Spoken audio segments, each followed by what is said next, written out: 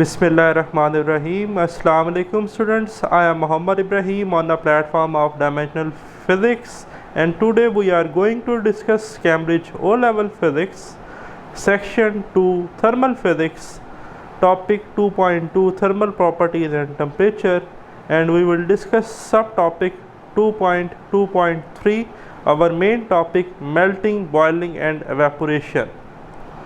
So students आज हम discuss करेंगे कि मेल्टिंग, बॉयलिंग, एवेपोरेशन में क्या क्या फ़र्क है, latent heat of fusion, latent heat of vaporisation क्या होती हैं, एवेपोरेशन क्या है, एवेपोरेशन के यूजेस क्या हैं, इसकी क्या एप्लीकेशन है। ठीक है, तो ये आज का हमारा कंटेंट होगा जिस वीडियो लेक्चर का। तो स्टार्ट करते हैं lecture. Topic 2.2.3 melting, boiling and evaporation. To melt a bar of chocolate, you need to heat it. Melting and boiling requires the input of energy to change the state of matter from solid to liquid or from liquid to gas. Students, जैसा कि हम जानते हैं normally जो है हम matter की 3 states को बड़ी डिटेल में डिस्कस करते हैं, सॉलिड, लिक्विड और गैसेस को। तो अगर हमने सॉलिड को लिक्विड में चेंज करना है तो भी हमें मेल्टिंग की ज़रूरत है। अगर हमने लिक्विड को गैस में चेंज करना है तो हमारे पास जो है वो बॉइलिंग का फेस होना बड़ा ज़रूरी है। तो कुछ के लिए हमें Latin heat of fusion required है, कुछ के लिए Latin heat of vaporisation required है।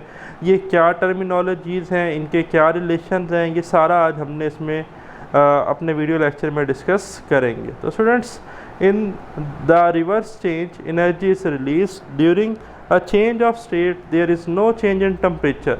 वेरी इंपॉर्टेंट पॉइंट, मार्क कर लें। ये अक्सर शॉर्ट क्वेश्चन और एमसीक्यूज़ में पूछा जाता है कि जब कोई चेंज स्टेट हो रही होती है, यानी कि हम लिक्विड से सॉलिड स्टेट में जा रहे हैं या हम सॉलिड से वापस लिक्विड स्टेट में आ रहे हैं, तो तब हमारे पास जो फेज़ होता है वो सॉलिड लिक्विड दोनों होता है और तब टेम्परेचर कांस्टेंट रहता है जब तक प्रोसेस कंप्लीट नहीं हो जाता। ठीक है, the kinetic particle model can help to understand the process which occur during a change of state. In this section we will also learn how the model explain evaporation, जैसा कि मैंने start में बताया, and cooling in term of escape of energetic particle from the surface of a liquid. Also students, you will learn the difference between the process of evaporation and boiling and the factors which affect the rate of cooling of an object. तो ये हमारा जी आज का course content है। अब सबसे पहले आपके पास आज के टॉपिक की एक मेन डायग्राम जो कि बड़ी ही इम्पोर्टेंट है, 3 स्टेट्स ऑफ मैटर जो कि हम कॉमनली डिस्कस करते हैं, सॉलिड, लिक्विड और गैसेस। अगर हमने सॉलिड को कन्वर्ट करना हो लिक्विड में तो मेल्टिंग का प्रोसेस हम परफॉर्म करते हैं। ठीक है, या हमने लिक्विड को अगर गैस में कन्वर्ट करना हो तो हम बॉइलिंग या एवेपोरेशन को यूज़ करते हैं, या हमने वापस गैस से लिक्विड की तरफ जाना हो, ठीक है, नॉर्मली क्लाउड्स में ये होता है कंडेंसेशन। ठीक है, या हमने लिक्विड को अगेन फ्रीज़ करना हो, उसकी सॉलिडिफिकेशन करनी हो तो हम फ्रीजिंग या सॉलिडिफिकेशन यूज़ करते हैं। ठीक है, और डायरेक्ट सॉलिड से अगर हमने गैस पर जाना हो, मीन कि अगर हमने सॉलिड को डायरेक्ट चेंज करना हो गैस में, लिक्विड वाली स्टेट आए ना, तो इसे हम कहते हैं सब्लिमेशन। ठीक है, और गैस को अगर हमने कन्वर्ट करना है सॉलिड में डायरेक्ट तो इसे हम कहते हैं डेपोजिशन।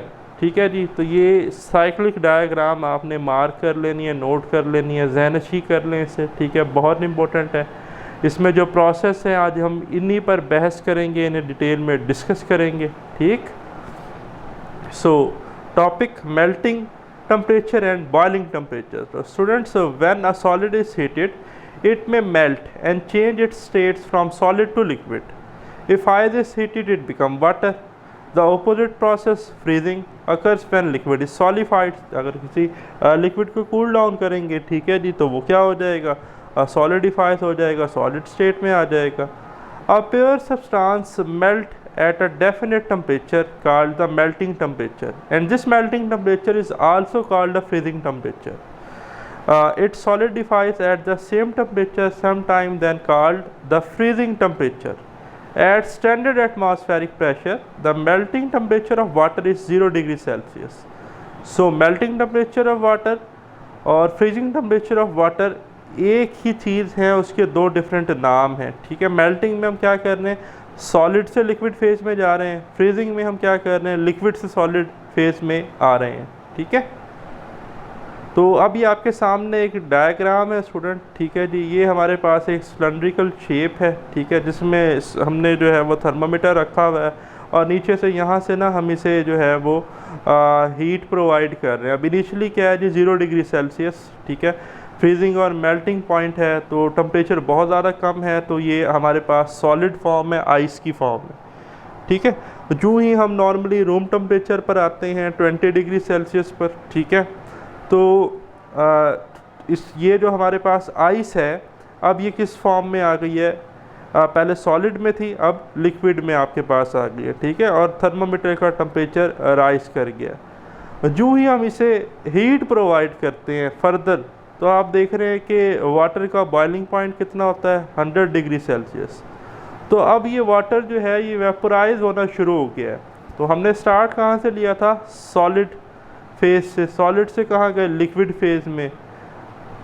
टेम्परेचर क्या करते जा रहे हैं, लेफ़्ट टू राइट हम टेम्परेचर इंक्रीज़ कर रहे हैं। ठीक है, तो फाइनली हमारे पास जो है वो गैसियस फेज आ गया, सॉलिड से लिक्विड और लिक्विड से गैस, जो हम टेम्परेचर इंक्रीज़ करते चले गए।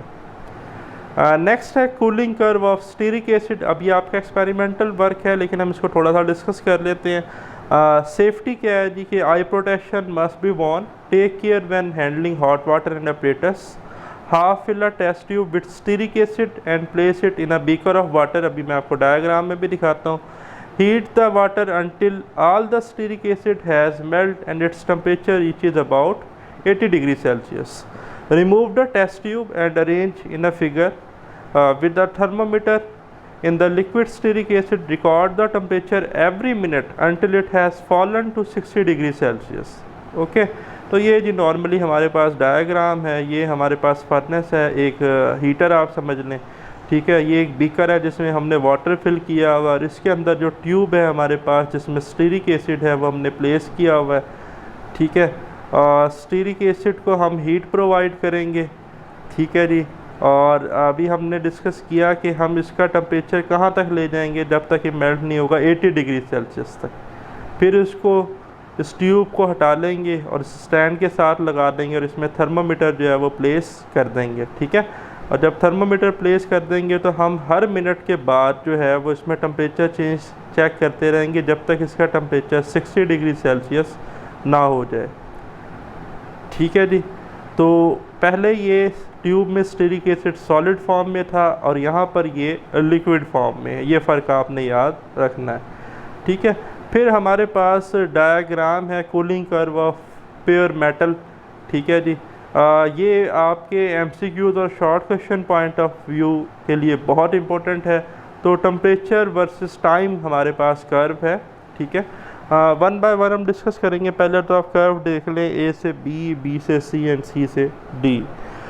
नॉर्मली कर्व ये बता रही है कि जो टाइम बढ़ता जा रहा है तो हम देख रहे हैं कि टेम्परेचर कम होता जा रहा है। बट A से B तक तो टेम्परेचर बड़ा जल्दी कम होता है, लेकिन B से C तक आप देख रहे हैं कि टाइम बढ़ाने से टेम्परेचर पर कोई इफेक्ट नहीं पड़ रहा। Temperature through out B to C क्या है, कांस्टेंट। उसके बाद C से D हम टाइम बढ़ा रहे हैं तो अगेन टेम्परेचर क्या हो रहा है, कम हो रहा है।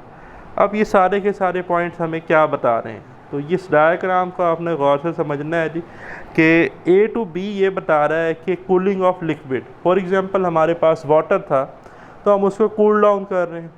ठीक है, कूल डाउन कर रहे हैं तो जो हम टाइम बढ़ाते जा रहे हैं तो लिक्विड कूल डाउन होना शुरू हो गया। बी पॉइंट ये बता रहा है बिगनिंग ऑफ सॉलिडिफिकेशन, कि अब लिक्विड जो है वो सॉलिड फॉर्म में चेंज होना शुरू हो गया। बट स्टिल यहाँ पर हमारे पास जो मैटर है वो लिक्विड प्लस सॉलिड स्टेट में है। ठीक है, दोनों स्टेट हैं। ठीक, बी से सी क्या बता रहा है कि material in the form of solid and liquid phase, जिसे हम क्या कहते हैं, प्लेट्यू रीजन। ठीक है, ये बात याद रखनी है। B to C जो रीजन है, प्लेट्यू रीजन में टेम्परेचर कांस्टेंट होता है और मटेरियल सॉलिड और लिक्विड दोनों फेजेस में होता है। ठीक है, C पॉइंट ये बता रहा है सॉलिडिफिकेशन एंड। अब जो है वो हमारे पास लिक्विड वाटर था तो वो आइस बन चुकी है, सॉलिड बन चुका है। ठीक है, और C से D जो कर्व है ये हमें बता रही है कि जब हम फर्दर टाइम इंक्रीज करेंगे तो टेम्परेचर और ड्रॉप होगा। तो कूलिंग ऑफ लिक्विड ठीक है, solidification is complete, temperature drops, T जो है वो क्या हो जाएगा, ड्रॉप होगा। ठीक है, तो अब आप इधर देख भी रहे हैं, ये ए पॉइंट पर मेंशन है पोरिंग टेम्परेचर और बी पर मेंशन है फ्रीजिंग टेम्परेचर। तो हमारे पास जो है फ्रीजिंग टेम्परेचर वाटर का कितना 0 डिग्री सेल्सियस होता है। ठीक है, तो जब ये लिक्विड सॉलिड फेज में होगा तो थ्रू आउट टेम्परेचर क्या रहेगा, कांस्टेंट रहेगा। तो ये पॉइंट आपने नोट कर लेना है। अब ये आपकी बुक की एक कूलिंग कर्व है। ठीक है, टेम्परेचर वर्सेस टाइम है, सिमिलर अभी हमने डिस्कस की प्योर मेटल की। तो इसमें भी आप देख लें कि जो हम टाइम इंक्रीज करते हैं स्टार्ट में, तो पॉइंट ए तक टेम्परेचर डिक्रीज हो रहा है। ठीक है, यानी कि कूलिंग ऑफ लिक्विड। फिर ए से बी तक जो है ये सॉलिड लिक्विड फेज है, बट टेम्परेचर क्या है, कांस्टेंट। और बी पॉइंट पर सॉलिडिफिकेशन एंड हो रही है, और बी से फर्दर आगे आप देख रहे हैं कि जो जो हम टाइम इंक्रीज करते जा रहे हैं तो लिक्विड स्टिल कूल डाउन हो रहा है। ठीक है जी, और टेम्परेचर ड्रॉप होता जा रहा है। ओके, अब ज़रा जो हमने अब तक डिस्कस किया उसकी समरी डिस्कस कर लेते हैं। The previous experiment shows that the temperature of liquid stearic acid falls until it starts to solidify at 69 degrees Celsius and remain constant until it has all solidified. The cooling curve in figure 2.2.13 ये जो हमारे पास अभी हमने देखी, इसको देख लेते हैं। इस for a pure substance the flat part A B occurs at the melting temperature when the substance is solidifying.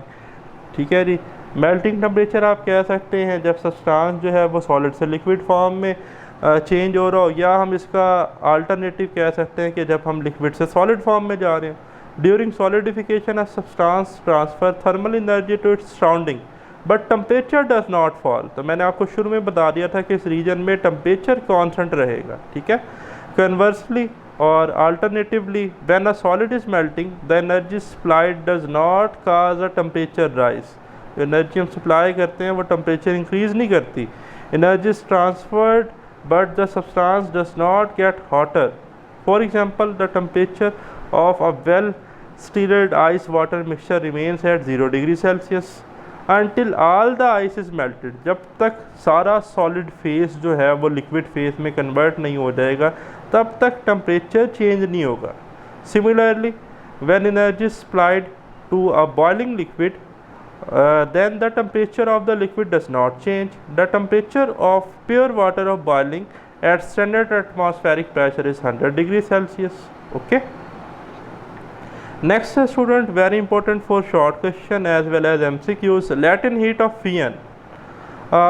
latent heat of FEN students हमारे पास है क्या? देखिए सिंपल है कि वो हीट, ठीक है जी, जो रिक्वायर्ड हो सॉलिड से लिक्विड फेज में जाने के लिए या लिक्विड से सॉलिड फेज में जाने के लिए, ठीक है, उसे हम क्या कहते हैं, लेटेंट हीट ऑफ फ्यूजन। तो देखें, heat is a form of energy that is transferred to a solid during melting. ठीक है जी, वो एनर्जी जो सॉलिड में ट्रांसफ़र करें जब वो मेल्ट हो रहा हो सॉलिड से लिक्विड फॉर्म में, या और गिवन आउट बाय लिक्विड, या वो एनर्जी जो हम लिक्विड को दें ड्यूरिंग सॉलिडिफिकेशन, जब लिक्विड जो है वो लिक्विड से सॉलिड फेज में जा रहा हो।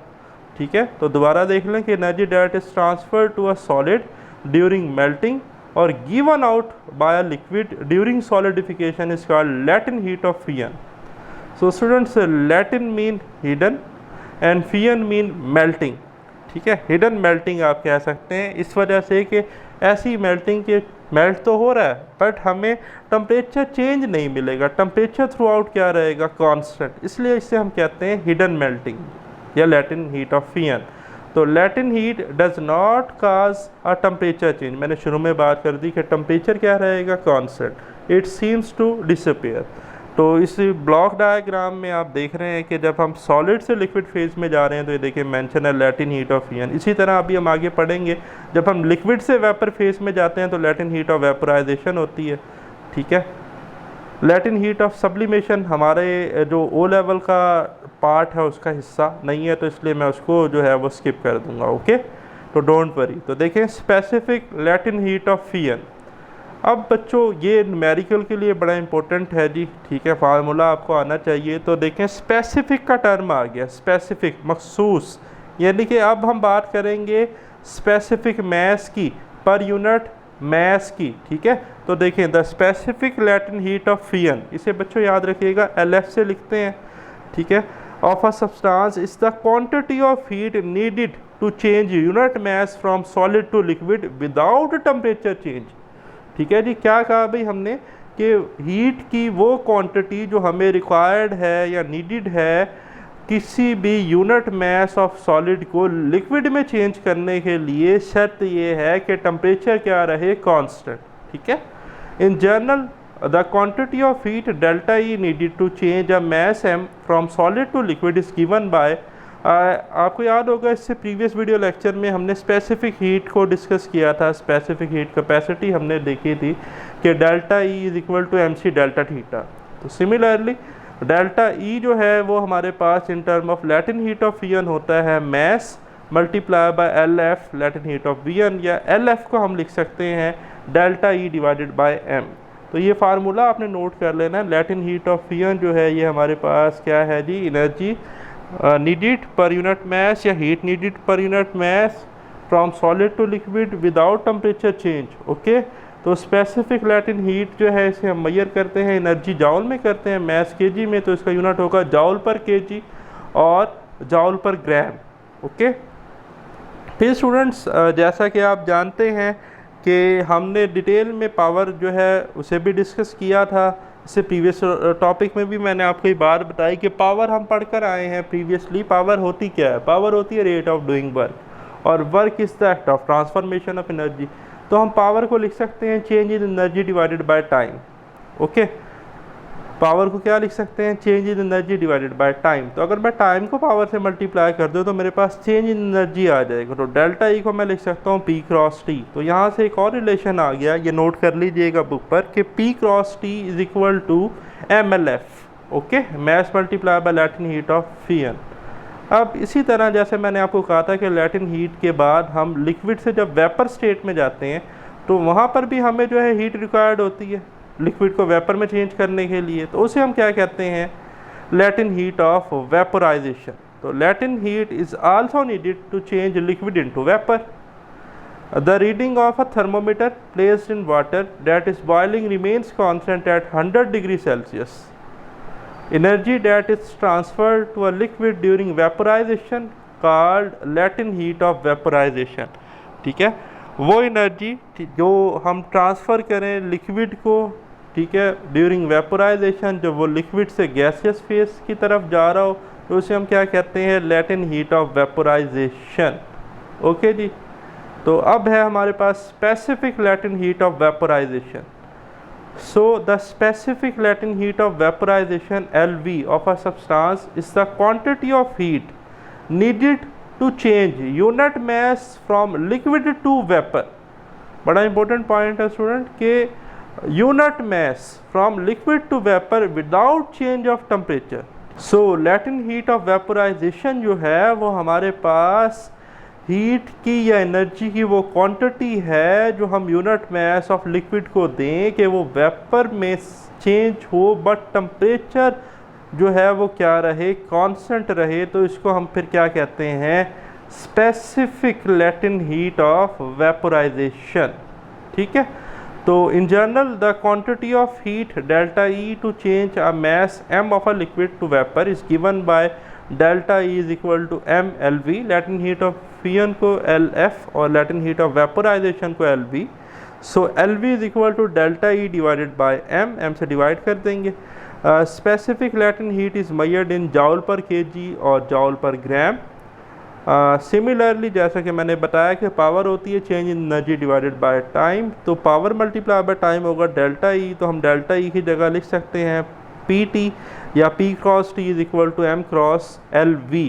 ठीक है, सॉरी ये बाय मिस्टेक F लिखा गया, आप इसको V से रिप्लेस कर लें। ये लेटेंट हीट ऑफ वेपोराइजेशन है। ओके, करेक्शन फैक्टर अप्लाई कर लीजिएगा इधर।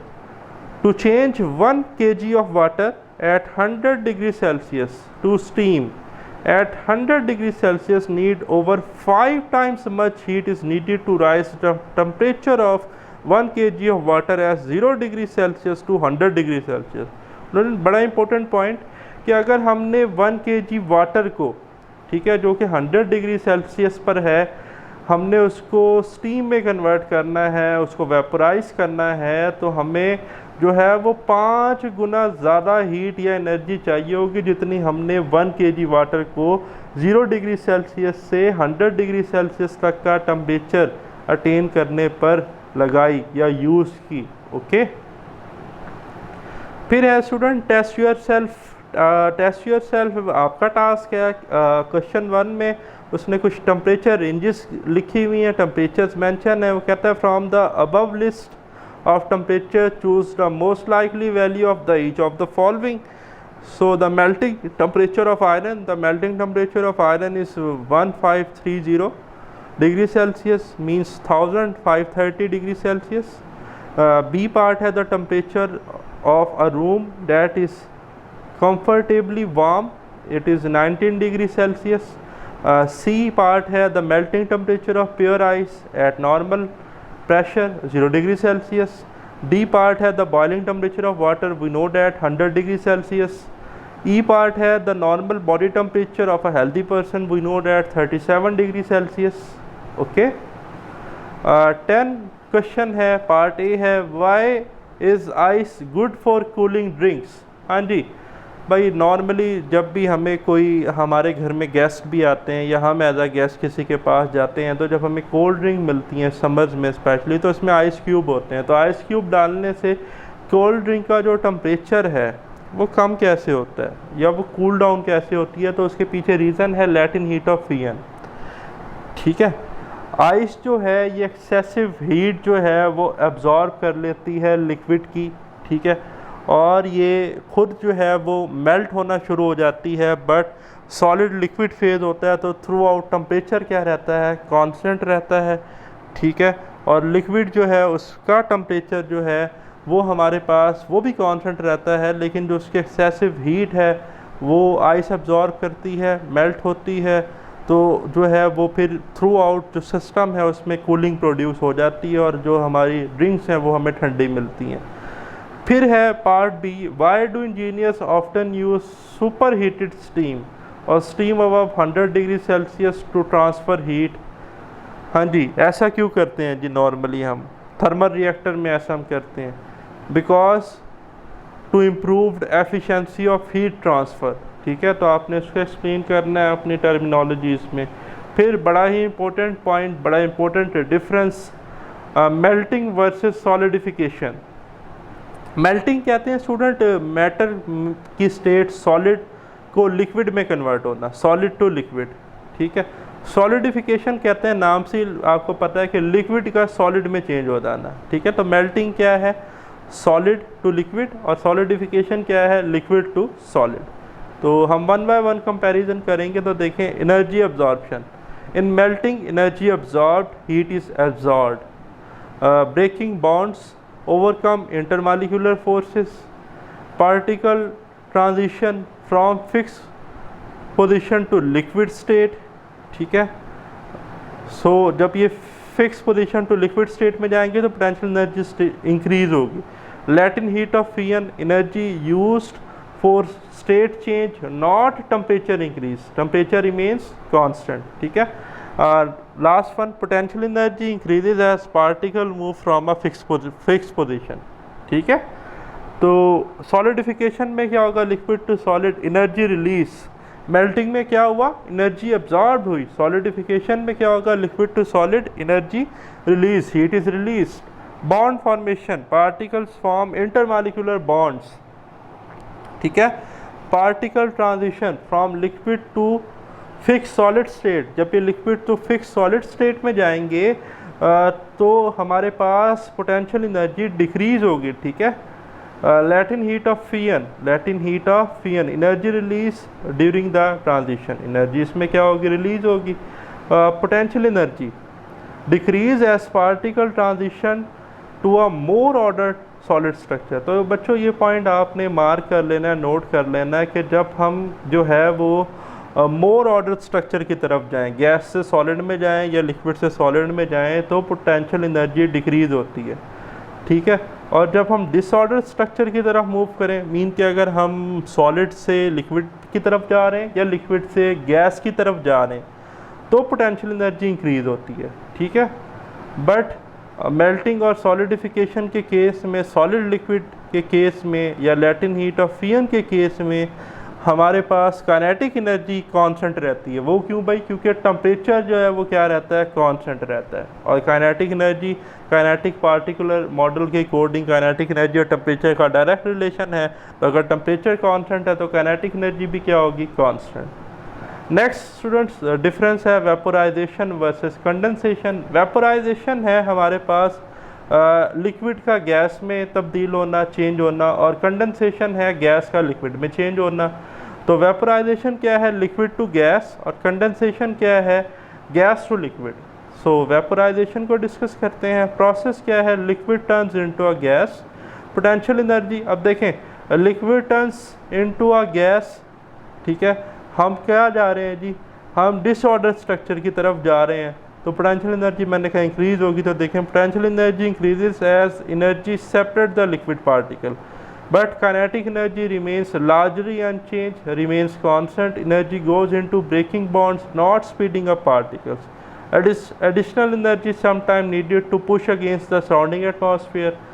और कंडेंसेशन में क्या है जी, process gas turns into liquid, gas turns into liquid. तो इट्स मीन कि हम ऑर्डर स्ट्रक्चर की तरफ जा रहे हैं, ऑर्डर स्ट्रक्चर की तरफ जा रहे हैं, तो पोटेंशियल एनर्जी डिक्रीज होगी। Potential energy decreases as the particle come close together. Kinetic energy converts the thermal energy warming the surrounding, but kinetic energy means constant. Next है boiling and evaporation.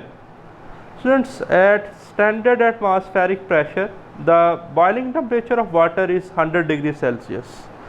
For a pure liquid, boiling occurs at a definite temperature called its boiling temperature, and it is accompanied by bubbles that from within the liquid containing the gaseous or vapors from the particular substance.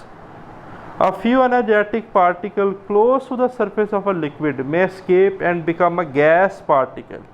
Students, normally अगर हमारे पास कोई ठंडी बोतल और उसे हम freezer से निकाल कर बाहर रखें, तो दो तरह की चीज़ें हम नॉर्मली ऑब्ज़र्व करते हैं कि उस वाटर बोतल के ऊपर कुछ बबल से बने हुए होते हैं, बाहर ऐसे लग रहा होता है नमी सी, जैसे टेम्परेचर में चेंज आया हो, कुछ लिक्विड बाहर आ गया हो। और अगर हम बहुत ज़्यादा चिल बोतल और फ्रिज से निकाल के उसे बाहर रखते हैं, तो हमें थोड़ा सा धुआं सा भी या गैस से निकलती हुई नज़र आ रही होती है।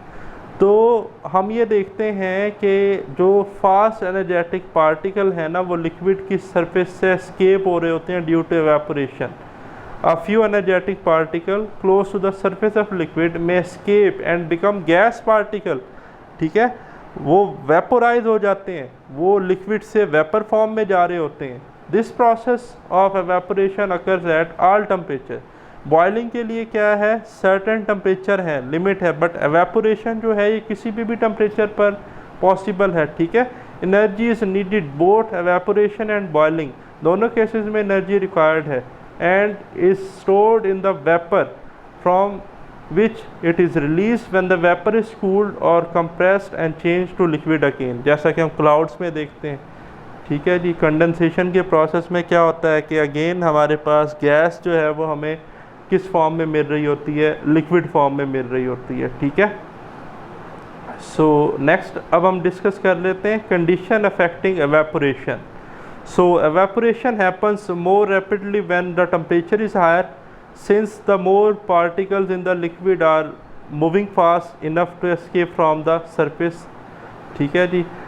जब टेम्परेचर ज़्यादा होगा तो काइनेटिक एनर्जी ज़्यादा होगी, तो जो पार्टिकल नियर द सरफेस होंगे, ठीक है, मोर एनर्जेटिक होंगे, तो वो इजीली एस्केप आउट हो जाएंगे, ओके। फिर है evaporation happens more rapidly when the surface area of a liquid is large. Normally अगर हम अपने घरों में जो है अपने कपड़े वगैरह सुखाते हैं, तो हम उसे फैला कर सुखाते हैं, ताकि जो है एक तो हीट जो है वो नॉर्मली हर हिस्से पर पड़े अगर सनलाइट है, ठीक है। एरिया लार्ज होगा तो हमें एक तो फ़ायदा ये होगा कि ज़्यादा पार्टिकल का चांस है कि वो एस्केप आउट करें, because more are near the surface, okay, ठीक है। फिर है evaporation happens more rapidly when a wind और draught is blowing over the surface carrying vapour particle.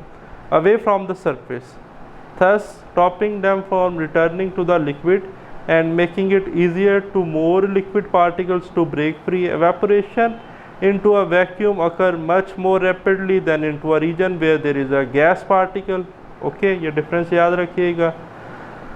Next है student, cooling by evaporation. In evaporation, energy is transferred to the liquid from its surrounding, and as we may shown the following demonstration done in fume cupboard. Okay जी, तो demonstration है हमारे पास, तो पहले हम discuss कर लेते हैं फिर डायग्राम से देखते हैं. Dichloromethane is a volatile liquid. It has low boiling temperature and evaporates rapidly at room temperature, especially when air is blown through it. So energy is transferred first from the liquid itself and then from the water below that can. The water soon freezes, causing the block and can to stick together. Explanation: evaporation occurs when faster moving particles escape from the surface of the liquid. The average speed and therefore the average kinetic energy of the particle. Okay. Cooling by contact: when evaporation occurs from a liquid and the average kinetic energy of remaining particle decreases. बड़ा important point कि when evaporation occurs from the liquid, then the average kinetic energy of a particle decreases, mean temperature decrease होगा, the liquid cools down.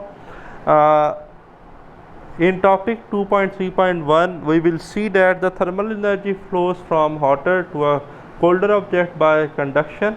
If an object is in contact with the liquid during evaporation, thermal energy will flow from the object to the liquid. The object will cool until its temperature equal to that of the liquid. Particles left behind decreases, the temperature of the liquid falls.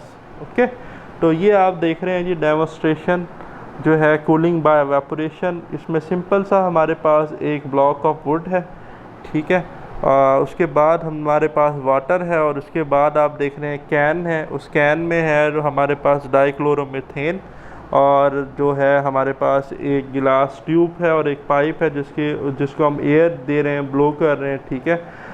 तो आप देख रहे हैं जो हम इसे blow कर रहे हैं तो क्या हो रहा है कि टेम्परेचर जो है वो हमारे पास डिक्रीज़ हो रहा है लिक्विड का, ठीक है, जिस वजह से जो है वो लिक्विड का टेम्परेचर चेंज होने से जो है लिक्विड कूल डाउन हो रहा है और एवेपोरेशन हो रही है.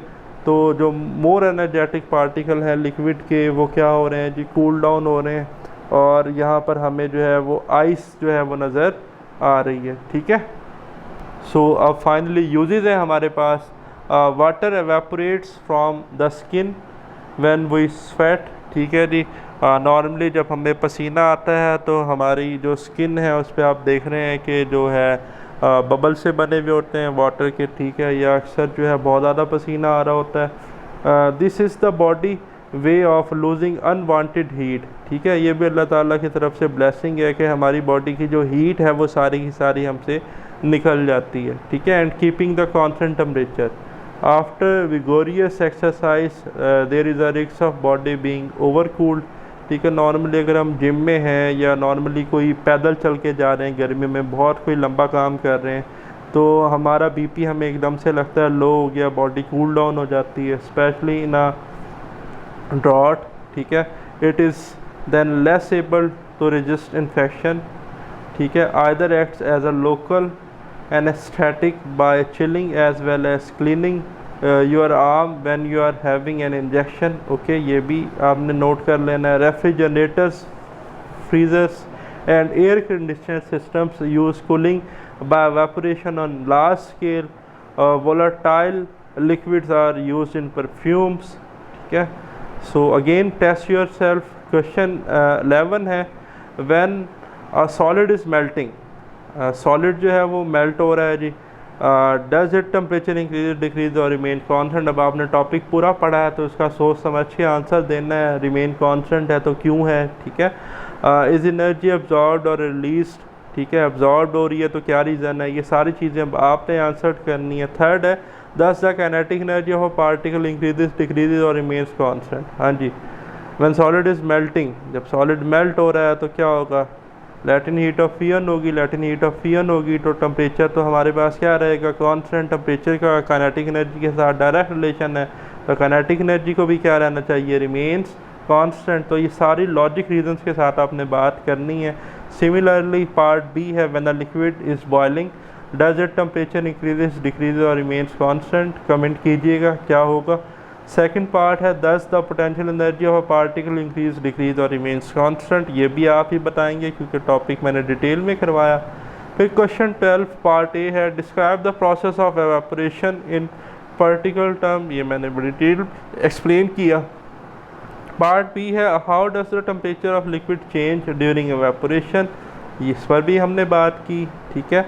क्वेश्चन 13 है, some water is stored in a bag of porous material such as canvas which is hung where it is exposed to a draught of air. Explain why the temperature of the water is lower than that of the air. तो ये आपने जी लाजमी mention करना है कि ऐसा क्यों होता है, ठीक है। फिर हमारे पास जो है वो पास्ट पेपर्स क्वेश्चन हैं, आपके MCQs हैं। जैसा कि MCQs डिस्प्ले पर है, substance lose thermal energy heat to the surrounding at a steady rate. The graph shows how temperature of a substance change with time. Normally हम टेम्परेचर टाइम बढ़ा रहे हैं तो टेम्परेचर बड़ा कम चेंज हो रहा है, बट इस हिस्से में जो है वो टेम्परेचर कांस्टेंट रहा है। फिर हमारे पास हमने थोड़ा सा टाइम बढ़ाया बट टेम्परेचर बहुत ज़्यादा डिक्रीज़ हुआ है, P से Q, ठीक है। तो वो पूछ रहा है what could the portion PQ of the graph represent. हाँ जी, PQ क्या बता रहा है, गैस जो है कंडेंसिंग, ठीक है, गैस कंडेंस हो रही है, गैस की कूलिंग हो रही है, लिक्विड की कूलिंग हो रही है, लिक्विड सॉलिडिफाइंग हो रहा है, ठीक है। तो हमें कैसे पता चलेगा, तो देखें सिंपल है, P से Q पर उसने हमसे पूछा है ना, तो आप ये देखें कि बड़े ही कम टाइम में बहुत ज़्यादा टेम्परेचर चेंज आई है। तो ऐसा तब होता है जब लिक्विड कूल डाउन हो रहा हो, लिक्विड की कूलिंग हो रही हो, तो आप ऑप्शन C मार्क कर लेंगे, ठीक है। तो नेक्स्ट डिस्कस कर लेते हैं, which statement describe what happens as ice at 0 degree Celsius starts to melt become water. Students, ये हमारे पास जो है सॉलिड से लिक्विड में चेंज होने का प्रोसेस है जिसे हम सिंपली मेल्टिंग कहते हैं। तो मेल्टिंग के केस में एक तो बात नोट कर लीजिएगा कि एनर्जी अब्जॉर्ब होती है, एनर्जी अब्जॉर्ब होती है, और आइस जो है वो 0 डिग्री सेल्सियस है और अब वो वाटर बन रही है, तो टेम्परेचर कॉन्स्टेंट है। तो ऑप्शंस में हम देख लेंगे, energy is absorbed and temperature constant. तो कौन सा ऑप्शन है जी, energy is absorbed and temperature remains constant, तो ऑप्शन ए हम मार्क कर लेंगे, ठीक है। फिर है question, 5 gram of water at 25 degree Celsius is dropped on to a large block of ice at 0 degree Celsius. The water cools at 0 degree Celsius and some of the ice melts. Assume that all the energy lost by the water is gained by the ice. What is the mass of ice that melt? Okay जी, mass हमसे पूछा गया है किसका जी, ice का, जो कि melt हुई, और the specific heat capacity of a water is 4.2 joule per gram per degree Celsius. Also the specific heat of fusion of ice is 340 joule per gram, ठीक है। तो specific heat capacity of water भी given है और specific latent heat of fusion of ice भी given है। अब ये बड़ा सिंपल सा न्यूमेरिकल है, ये दिखने में आपको कॉम्प्लेक्स डाटा लग रहा है। आपने अपने पास जो है ना वो एक पेन और पेपर लाजमी रखना है। जो बातें मैं आपको बता रहा हूँ अपनी बुक पर या किसी रफ नोटबुक पर नोट कर लीजिएगा और आप ये ईज़िली खुद सॉल्व कर लेंगे। सबसे पहले तो आपने energy, change in energy calculate करनी है बच्चों। देखें स्पेसिफिक हीट कैपेसिटी, इससे प्रीवियस वीडियो लेक्चर में मैंने एक्सप्लेन किया, delta E is equal to MC delta theta. तो मैस 5 था, ठीक है जी, 5 पुट कर देंगे, C की जगह आप वैल्यू पुट करेंगे 4.2 और डेल्टा थीटा की जगह आप पुट करेंगे 25 माइनस 0 यानी कि 25। तो आप simply 5 multiply by 4.2 multiply by 25, इसका एक आंसर आ जाएगा जो कि डेल्टा ई होगा, ठीक है। चेंज इन एनर्जी आ गई हमारे पास। फिर हमने मैस कैलकुलेट करना है, तो वहाँ पर हम फार्मूला यूज़ करेंगे specific latent heat of fusion का, जो कि delta E is equal to MLF है।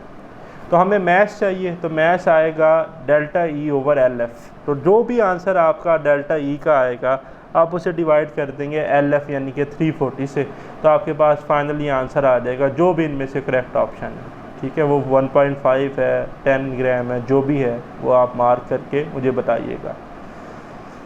फिर स्टूडेंट नेक्स्ट हमारे पास क्वेश्चन है, a mass of 0.20 gram of a substance is initially solid. ठीक है जी, मास गिवन है 0.20 kg, जो इनिशियली क्या है, solid. It is heated at a steady rate of 500 watt, power given है।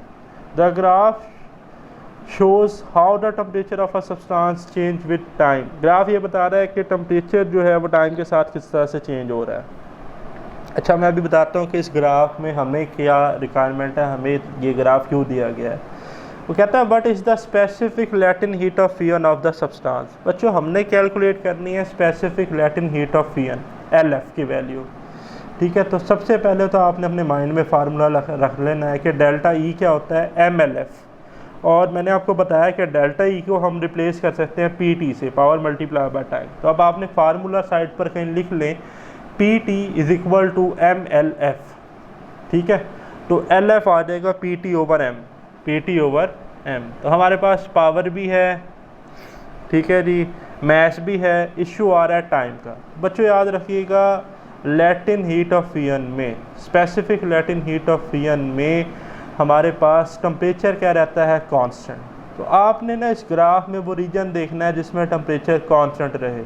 अगर हम 0 से 100 सेकंड तक देखेंगे तो टेम्परेचर इंक्रीज़ हो रहा है, 300 के बाद देखेंगे तो भी इंक्रीज़ हो रहा है, बट देखें 100 से 300 के दरमियान टेम्परेचर क्या है, थ्रू आउट कॉन्स्टेंट। तो हम ये टाइम नोट कर लेंगे, 300 माइनस 100 आंसर आएगा 200 सेकेंड। क्या आएगा, 200 सेकेंड।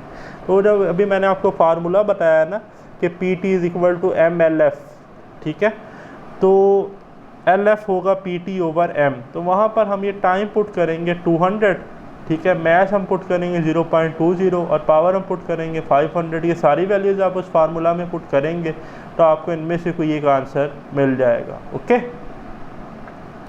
फिर है student next question, a solid is heated from room temperature.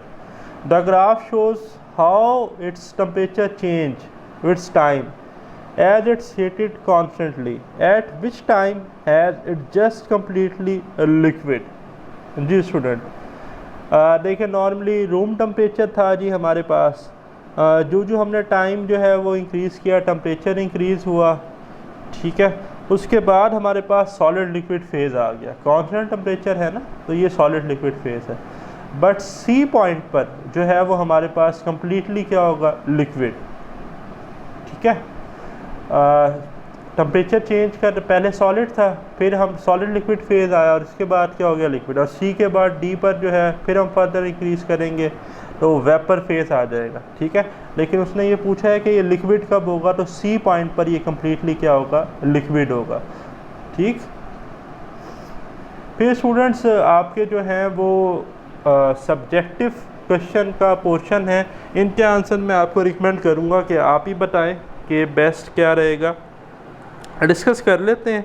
Question है, figure 5.1 shows a saucepan of boiling water on an electrical hot plate. ये डायग्राम आपके सामने है। As the time passes thermal energy is constantly supplied to the water but temperature remains at 100 degree Celsius. State two ways in which boiling differs from the evaporation. हाँ जी, boiling और evaporation में क्या फ़र्क हैं हमने अभी डिस्कस किए हैं। ठीक है, एक तो मैं आपको बता भी देता हूँ कि एवेपोरेशन जो है ये हर टेम्परेचर पे, ऑल टेम्परेचर पे हो जाती है, बट बॉइलिंग जो है वो सर्टेन टेम्परेचर पर होती है। ठीक है, दूसरा आप बताएं, शाबाश। फिर नेक्स्ट क्वेश्चन है, two students hang out identical T shirts to dry at the same time in the same neighbourhood. The only difference between the drying condition is that one t-shirt is sheltered from any wind and the other is in a strong breeze। ठीक है जी, सो ये आपको नज़र भी आ रहा है कि यहाँ पर नो ब्रीज, कोई हवा वगैरह नहीं चल रही, बट स्ट्रॉन्ग ब्रीज यहाँ पर जो है वो हवा अच्छी तेज़ चल रही है। तो कहता है state and explain in term of water molecule the difference between the drawing times of the T shirts. हाँ जी, ये अब आपने ही बताना है कि क्या डिफरेंस होगा इसका। ठीक है, फिर है हमारे पास question, the temperature of a person of a mass 60 kg falls from 37.2 degree Celsius to 36.7 degree Celsius. Calculate the thermal energy lost from the body. The average specific heat capacity of a body 4000 joule per kg per degree Celsius. भाई ये तो बड़ा आसान है, आप formula use करेंगे कौन सा, स्पेसिफिक हीट कैपेसिटी का जो हमारे पास फार्मूला है delta E is equal to M C delta theta, आप उसको यूज़ करेंगे आपको आंसर मिल जाएगा थर्मल एनर्जी लॉस का। फिर हमारे पास जो है वो क्वेश्चन है, the cooling of a body was entirely due to evaporation of sweat. Calculate the mass of sweat which evaporated. The specific latent heat of vaporization of sweat is 2.4 multiplied 10 to the power 6 joule per kg। Math हमने calculate करना है, ठीक है जी। Energy जो है वो अभी हम प्रीवियसली हमने इससे रिलेट करता है, ये थर्मल एनर्जी लॉस जो है वो हम यहाँ से कैलकुलेट कर लेंगे। डेल्टा ई इधर से आ जाएगा, डेल्टा ई होता है एम एल एफ, तो एम हो जाएगा delta E over L F, ये एल एफ गिवन है, आप इसे डिवाइड करेंगे तो मैथ आ जाएगा, पुट कर देंगे। सो फाइनली ये था जी हमारा वीडियो लेक्चर, थोड़ा सा थ्योरेटिकल था आज का हमारा वीडियो लेक्चर, ठीक है। तो मैं आपको ये रिकमेंड करूँगा कि इसे बार बार सुनें, इसे समझें, और इससे रिलेटेड जो भी एग्ज़ाम स्टाइल क्वेश्चन हैं आपकी बुक में या पास पेपर्स के क्वेश्चन हैं पेयर फिजिक्स के, उन्हें सॉल्व करें। कोई नहीं सॉल्व होता कमेंट्स में डिस्कस करें, शेयर करें।